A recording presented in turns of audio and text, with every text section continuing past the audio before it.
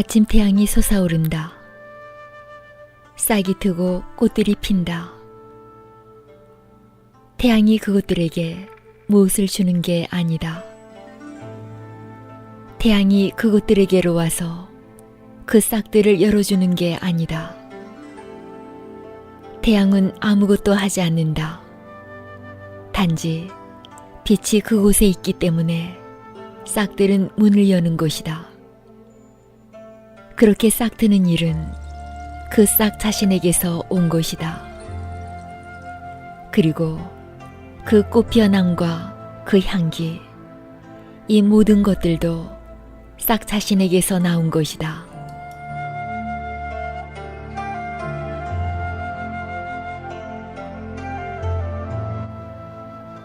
태양은 싹에게 아무것도 보태주지 않았다. 단지 태양이 거기 있다는 것이 촉매작용을 한다. 태양이 그곳에 있지 않았다면 싹은 자기가 싹들 수 있다는 사실을 전혀 알지 못했으리라. 싹은 자신이 갖고 있는 그 가능성에 대해서 하나도 깨닫지 못했을 것이다.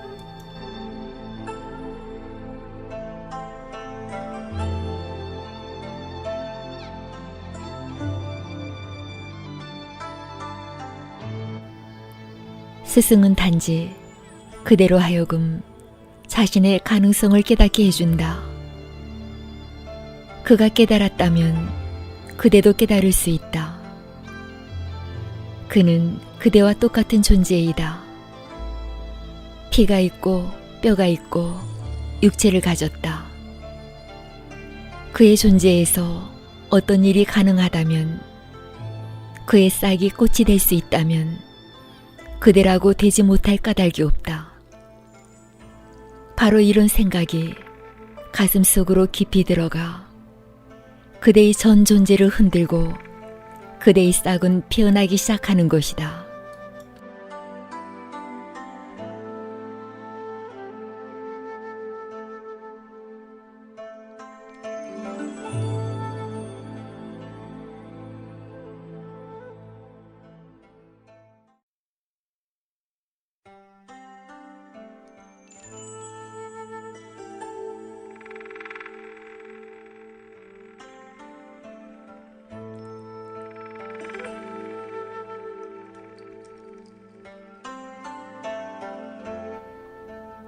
동양에서는 이것을 사트상이라고 부른다. 즉 스승 앞에 마주 앉아 있는 것이다. 진정한 제자란 스승 앞에 어떻게 있어야 하는지를 알기 위해 오는 자이다. 스승이 거기 있다. 그런데 그대는 그 스승 앞에 어떻게 있을 것인가?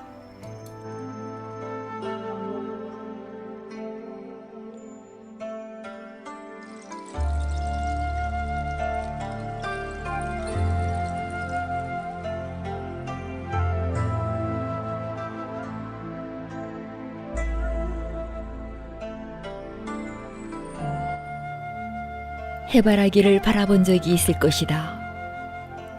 해바라기는 제자를 상징한다.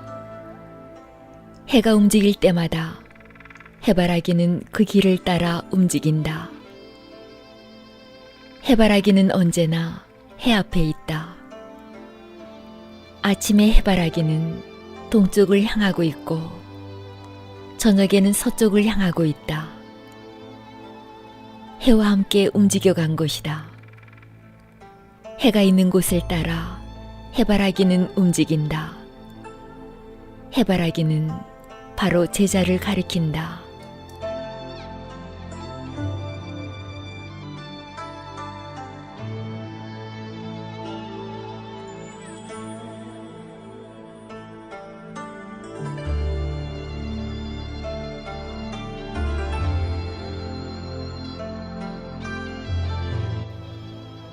붓다는 묻고 있다.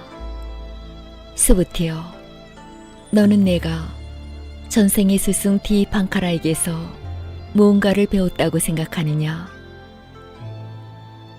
스부티는 말한다. 아닙니다, 스승님.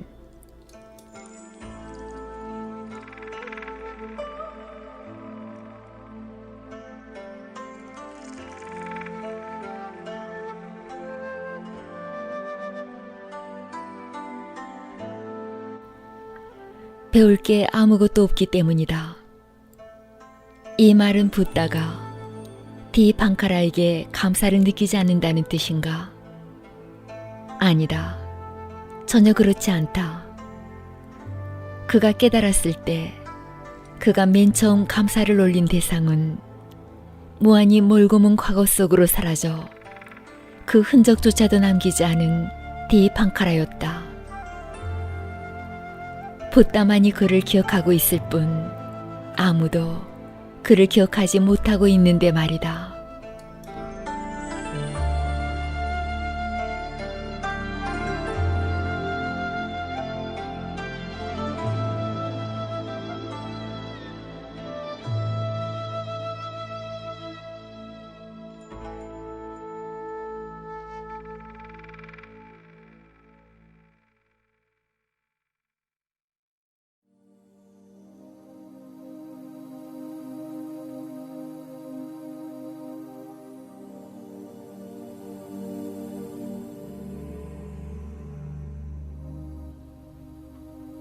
어떤 위대했던 구도자는 이렇게 썼다.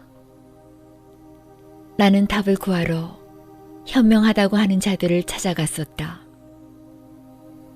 세상에는 많은 현자들이 있었고 그들은 제각기 자신들의 답을 갖고 있었다. 그 때문에 오래지 않아 나는 그들이 자신들을 속이고 있음을 알게 되었다. 그러나 그렇지 않은 사람들도 몇 만났다. 잔잔하고 평온하게 앉아 내가 던지는 질문에 미소를 지으며 계속 답을 달라고 고집부리는 나에게 너그럽게 몇 가지 질문을 더 던지는 사람도 있었다.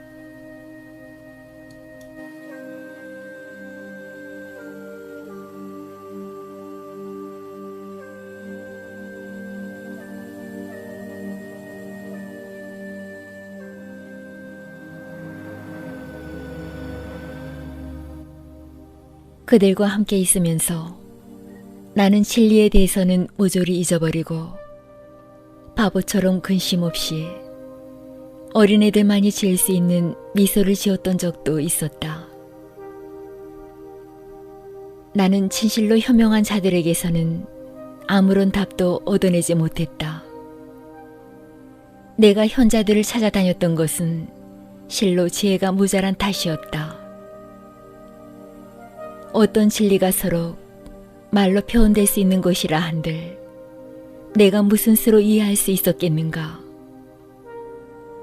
참된 현자는 너무나 진실하여 아무런 답도 나에게 주지 못했다.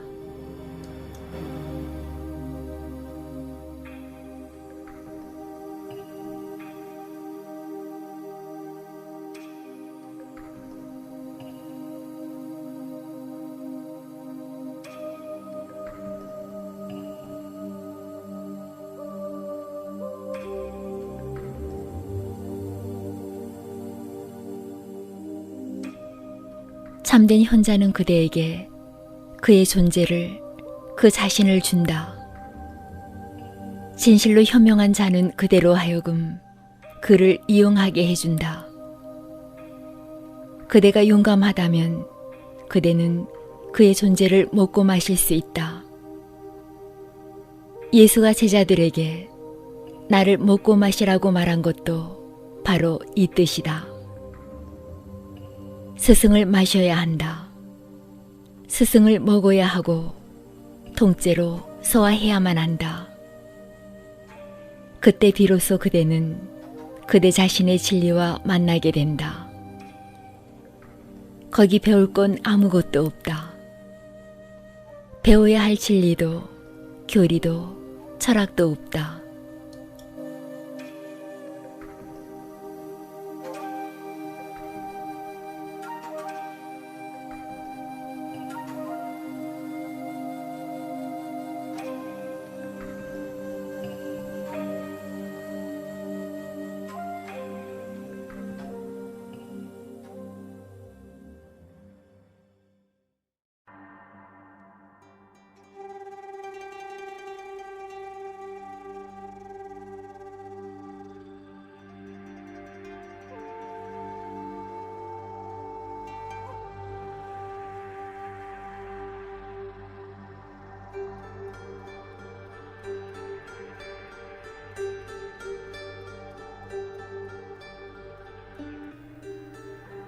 그러므로서부터요 내게서 배울 것은 아무것도 없다.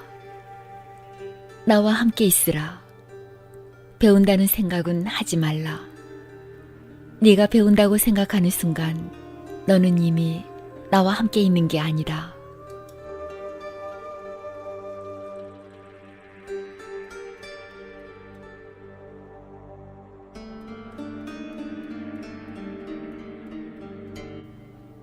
여기에도 역시 두 가지 종류의 사람들이 있다. 제자들과 학생들이 있다. 학생들이란 나에게서 무언가를 배우려고 하는 사람들이다. 그들은 무언가를 모아 자신들이 이것저것을 안다고 자랑하기 위해 여기에 있다. 그들은 다이아몬드를 손에 넣을 수도 있는데 색칠한 돌들만을 모으고 있다.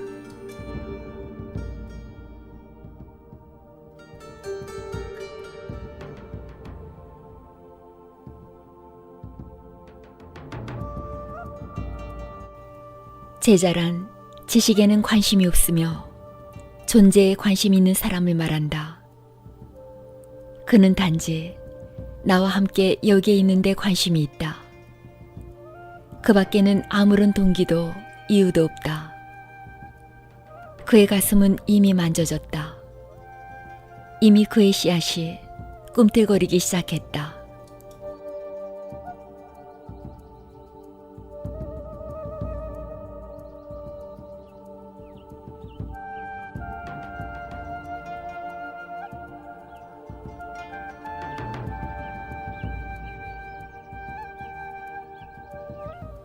바로 어젯밤 사로즈가 여기 있었는데 그녀는 죽음이 매우 두렵다고 말했다. 나는 그녀에게 물었다. 왜인가? 왜 너는 죽음이 그토록 두려운가?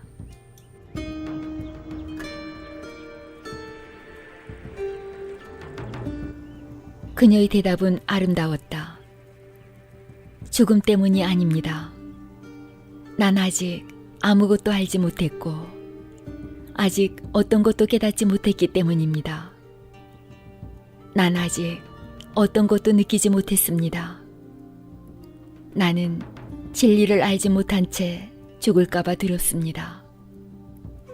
내가 두려운 이유도 바로 그 때문입니다.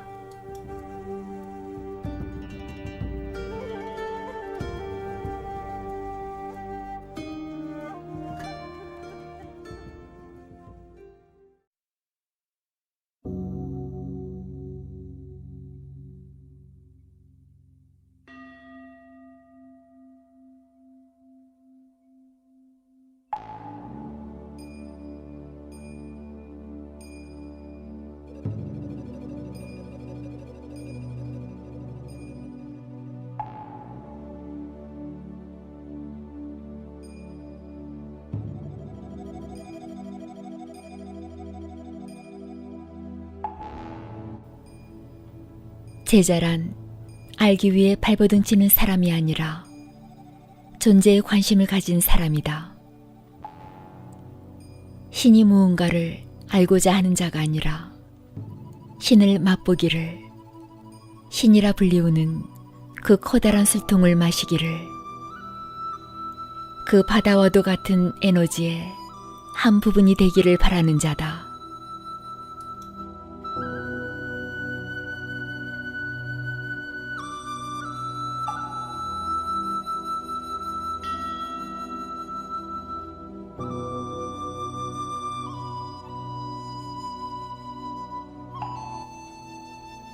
이것을 알아두라. 그대가 만일 여기에서 학생이라면 그대는 그다지 똑똑하지 못하다.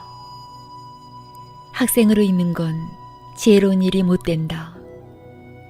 이곳은 학교가 아니다. 여기서는 삶을 손에 넣을 수 있다. 그러기 위해서는 제자가 되어야만 한다.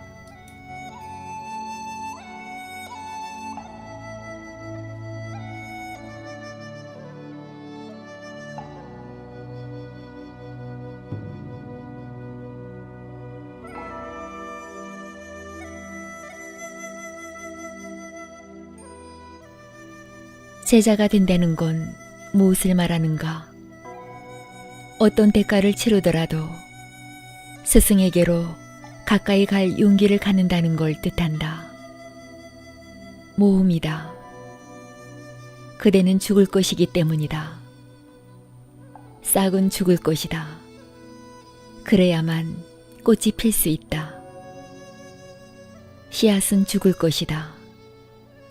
오직 그때에만 나무가 나올 수 있다. 그대는 죽어야 한다. 그때에만 씨는 그대에게서 꽃 피어날 수 있다.